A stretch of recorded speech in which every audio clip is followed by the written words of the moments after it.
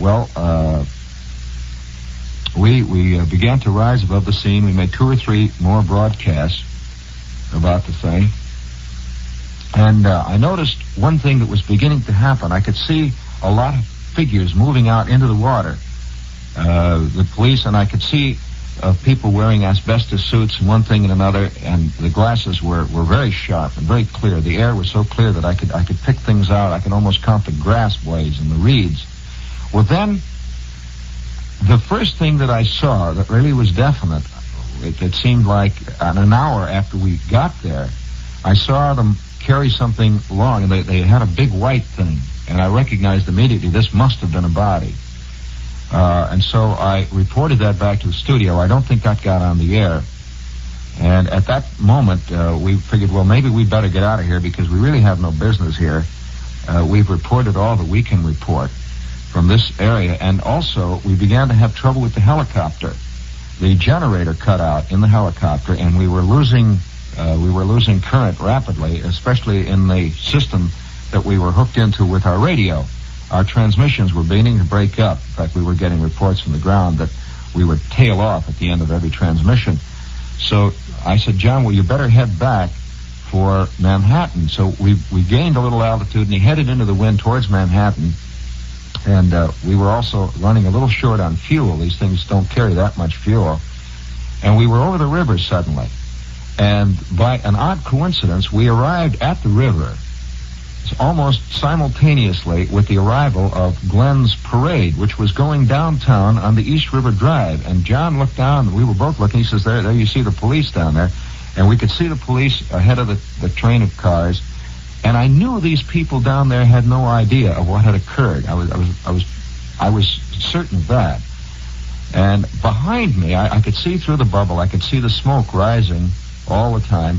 And ahead of the parade, I could see this great cloud of ticker tape coming up from the buildings along the East River Drive as they proceeded downtown. People were throwing things out of the window, and we were following them along the river, going in the general direction of Manhattan Bridge. As a matter of fact, we picked up the parade just before Manhattan Bridge, and they went under the viaduct, and they were just going under the Brooklyn Bridge when a very peculiar thing happened.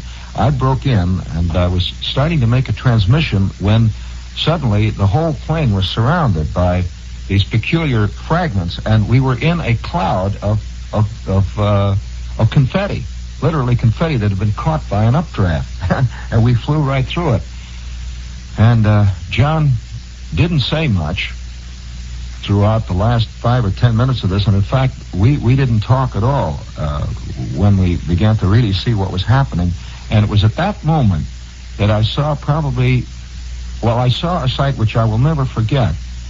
Of course, most things you don't really forget, actually. You just don't remember them. That's different from forgetting. But this is truly a scene that I know I can't possibly forget, because directly ahead of us was the Statue of Liberty. And the sun was shining on the statue. And between the mainland of Battery Park and the statue was a Circle Line boat, and all the people were waving because they could see the parade has just arrived and was making that big right-hand turn around Battery Park, and they were heading towards Bowling Green and going on up to the City Hall. And by that time, the whole end of the island was insane. I could see great clouds of confetti rising and long streamers of paper, and the wind was catching it. That's something you probably don't see when you're on the ground and you're involved in the ticker tape parade. A lot of this debris rises and continues on up because of the shape of the buildings and the canyon-like effect. It just goes up into the updraft and she goes on. Well, directly off to my left, I could still see this smoke rising. Great column of smoke. And we were flying at such an altitude, and the air was so clear that we could actually still see the flames from where we were. And I could see the helicopters coming in, and down below us was the parade. And all the people were cheering, and directly ahead was this statue. And for one brief moment, it was all there. I mean, everything was there that you could possibly experience. Well, we hovered for a moment over Battery Park, looking directly north, up I suppose that's Center Street. What is that street that goes directly out of the Battery, heads right up north, where the ticker tape parade began? I think it's Center Street. I'm not sure, but it is the main wall. I guess it's Wall, and we could see this. It must have been Center. I don't know. It doesn't make any difference. Lafayette, one of them, so it doesn't matter. Technicalities, forget it. But I could see this great river of confetti, and we could see the cars, tiny cars, moving up, and all the way on up. It looked like miles. I could see the confetti just flying and moving. It was as though I was looking at a long white caterpillar, just wiggling and moving, heading all the way on up. It seemed to disappear in the general direction of the George Washington Bridge. But for some reason, it didn't seem real. Nothing seemed real now at this point, because the parade, it was as though I was looking at a movie or something that had no relationship to me. And likewise, I have to say this was probably true of the terrible accident we had just seen. Well, John is looking down, and he says, "This is an unbelievable thing." He said, "How can you tell anybody how this looks?" I said, "I don't know."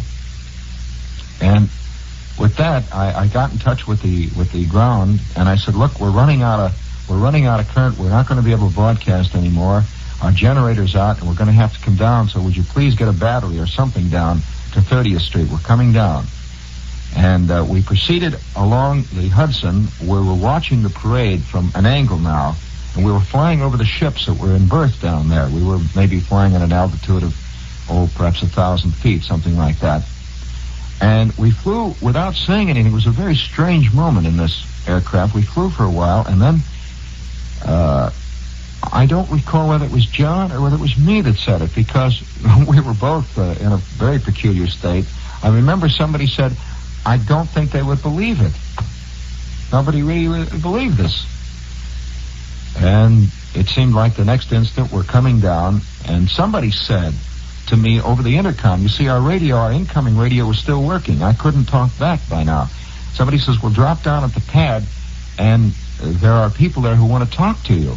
A press conference. Be ready for this." "What press conference? What?" And we landed, and a lot of men started to run towards the helicopter, and I immediately was taken into the office, and they said, well, Cleveland was on the telephone. The next minute, I'm talking to Cleveland. I said, "What do you want?" There was a guy from Cleveland on the phone, and I don't know how they got the heliport, but it was a man from Cleveland. He says, "This is Ron somebody at WERE in Cleveland. Would you describe what you just saw?" I said, "Cleveland? What are you... Cleveland." And so I told him what I said. He says, "Thank you. That was a very good tape." I said, "Thank you." And I hung up, and somebody then said to me, "Well, of course, you know this was broadcast by the BBC. They picked this up by the BBC, and it was in Los Angeles." By now, I was totally out of focus. And somebody had the radio on, and I could hear Arlene Francis talking. And there was a man from Life standing next to me, and he had a big jacket on, and he had just come back from over the scene and apparently taken some pictures. And he said, "I don't know." And we just stood there in the cold. And that's the story. Now, what else can you say about it?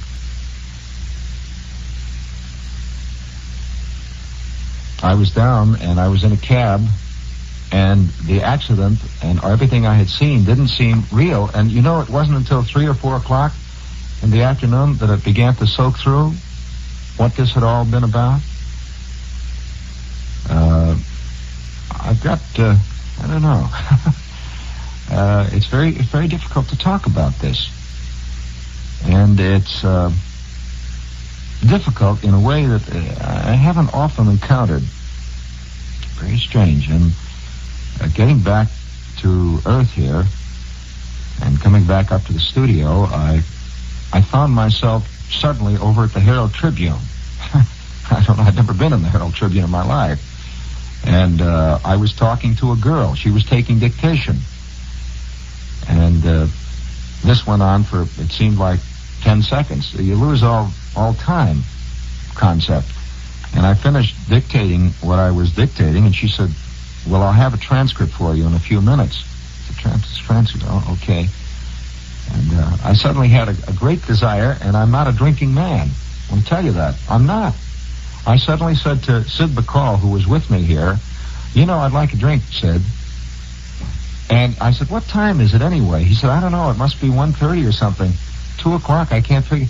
And there was a clock, and it was now 2, and all this had happened. So the next thing I knew, I had an old-fashioned in my hand.